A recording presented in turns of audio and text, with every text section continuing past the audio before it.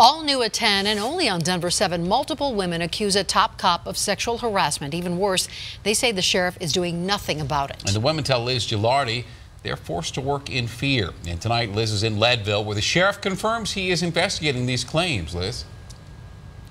He is investigating. These women are scared. They feel like their jobs are on the line. They say the Lake County undersheriff has been making lewd comments, sending inappropriate text messages, sometimes as they're trying to do their job answering 911 calls. They say they're speaking out because they feel like the department is just not doing enough.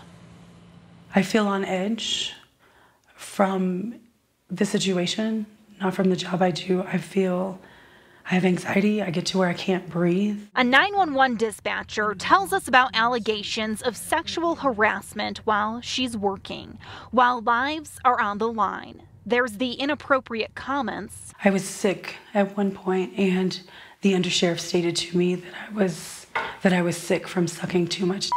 And remarks about her body. I don't feel safe here at all. Nicole Garner says the Lake County undersheriff, Fernando Mendoza, has sexually harassed her more times than she can count. To her, the most appalling comment was about a domestic violence case where she was the victim. A few weeks after the domestic violence, I was walking by the undersheriff's office.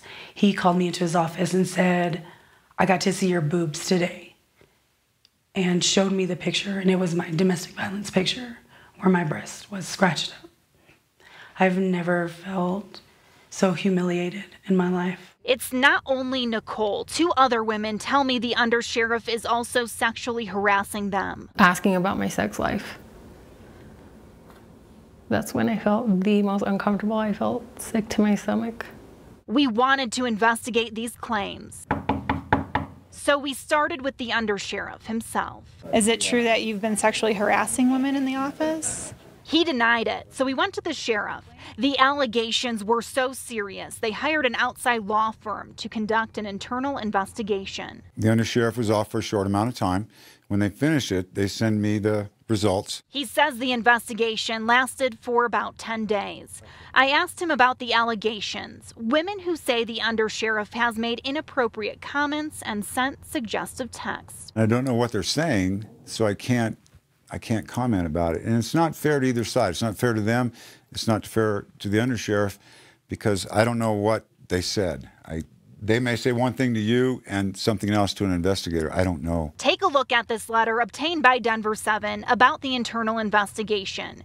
It states that evidence proves Undersheriff Mendoza has made, quote, inappropriate sexual innuendo, but it essentially doesn't rise to a certain level. What is a sexual innuendo compared to a sexual harassment? I don't know what that means. Either you said it or you didn't. I feel that there is an injustice that has been done. The sheriff says he's still waiting for some results and will make changes. Apparently, some of those changes are already happening.